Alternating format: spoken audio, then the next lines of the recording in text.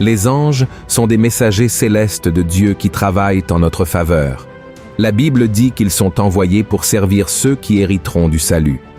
De plus, ils sont également des adorateurs du Seigneur, des guerriers qui combattent des batailles spirituelles et des protecteurs des personnes, veillant toujours sur elles au nom de Jésus.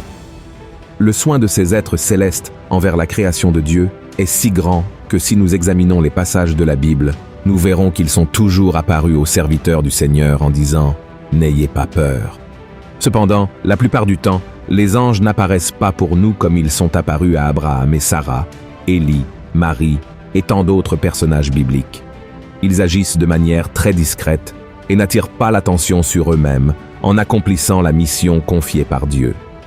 Et bien que le Seigneur ait appelé ses messagers célestes à travailler en notre faveur, il a également appelé des anges à travailler dans notre vie de manière très profonde, que nous ne voyons souvent pas. C'est pourquoi, dans la vidéo d'aujourd'hui, je vais vous montrer 5 façons dont les anges travaillent pour vous.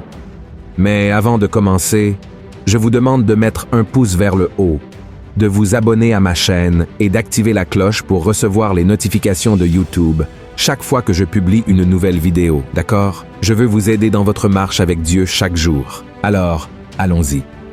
Premièrement, les anges protègent notre quotidien. Les anges ont pour mission de nous garder et de combattre pour nous en tout temps, y compris en ce moment. Il se peut que les anges du Seigneur luttent pour votre vie dans le monde spirituel, contre les principautés et les puissances. Voyons ce que le roi David a dit à ce sujet dans le psaume 91. « Car il ordonnera à ses anges de te garder dans toutes tes voies.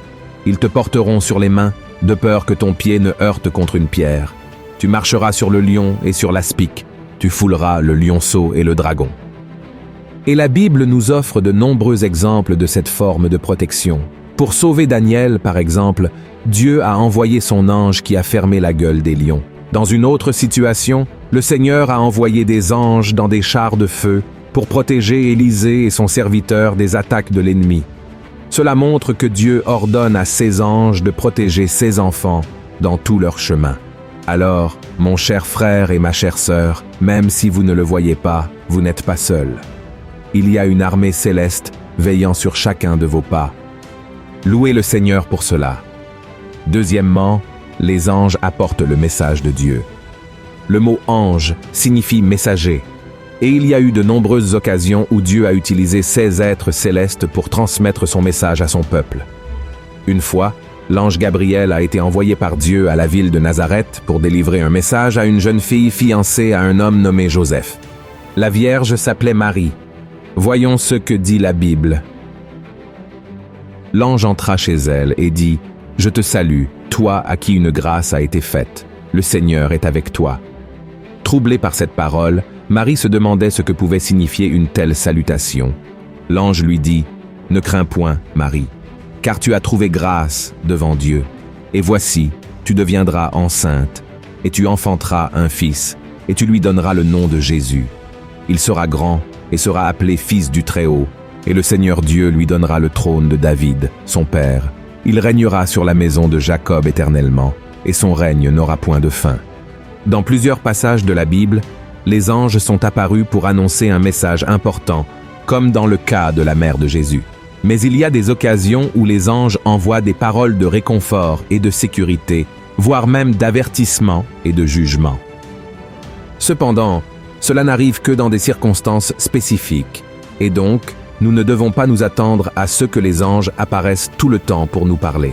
L'essentiel est de nous concentrer sur la parole de Dieu, car elle est suffisante pour nous guider et nous révéler la volonté du Seigneur. D'accord. Troisièmement, les anges nous observent.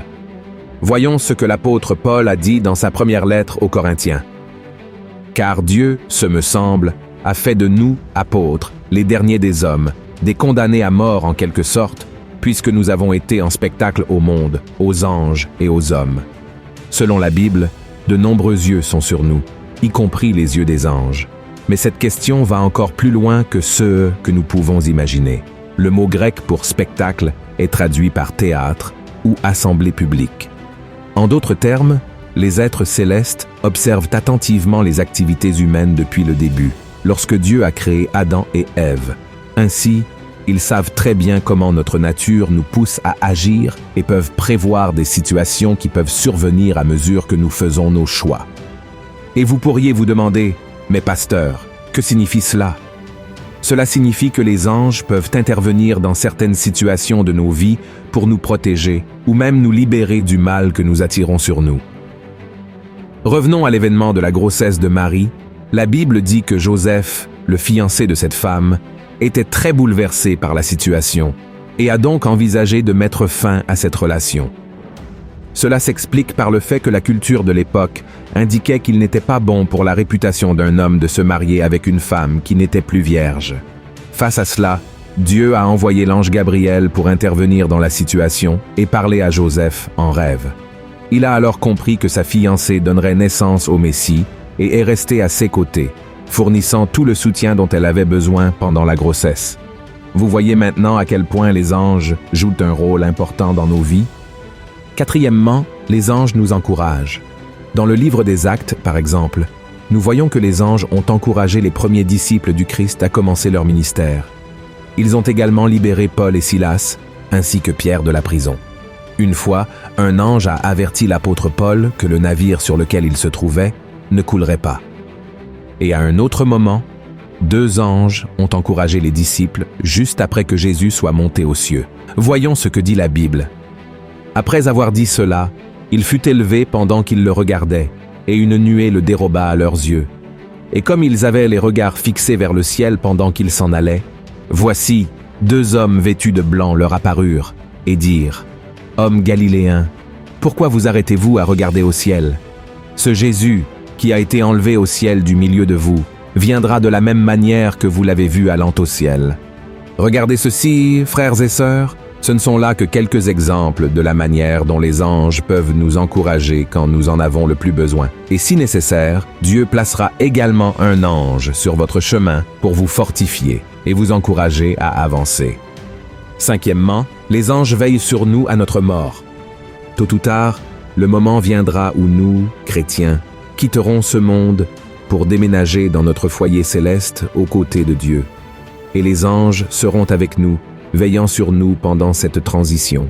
Et celui qui nous enseigne cela est Jésus lui-même, en racontant la parabole du mendiant Lazare et du riche que l'on trouve dans Luc, chapitre 16. Voyons ce qu'il a dit. Le pauvre mourut, et il fut porté par les anges dans le sein d'Abraham. Le riche mourut aussi, et il fut enseveli. En mentionnant le sein d'Abraham, Jésus faisait référence au ciel. En d'autres termes, Christ a clairement indiqué que Lazare a été emmené par des anges vers l'éternité aux côtés du Père. Et pourquoi le ferait-il pour nous?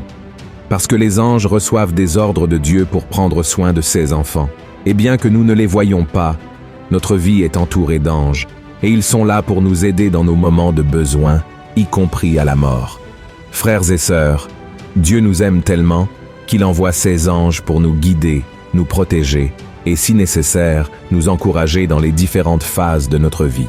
Bien que nous ne puissions pas voir que les anges sont autour de nous, ils travaillent bel et bien tout le temps pour nous aider dans cette vie et aussi pour l'éternité, jusqu'au jour où nous louerons tous ensemble le Seigneur. Amen. Regardez cette vision merveilleuse que l'apôtre Jean a eue de ce moment. Je regardais, et j'entendis la voix de beaucoup d'anges autour du trône et des êtres vivants et des vieillards, et leur nombre était des myriades de myriades et des milliers de milliers. Ils disaient d'une voix forte, « L'agneau qui a été immolé est digne de recevoir la puissance, la richesse, la sagesse, la force, l'honneur, la gloire et la louange. » Alléluia! Si vous avez aimé ce message, partagez-le avec vos amis, votre famille et abonnez-vous à ma chaîne. Je vous attends dans la prochaine vidéo. Que Dieu vous bénisse.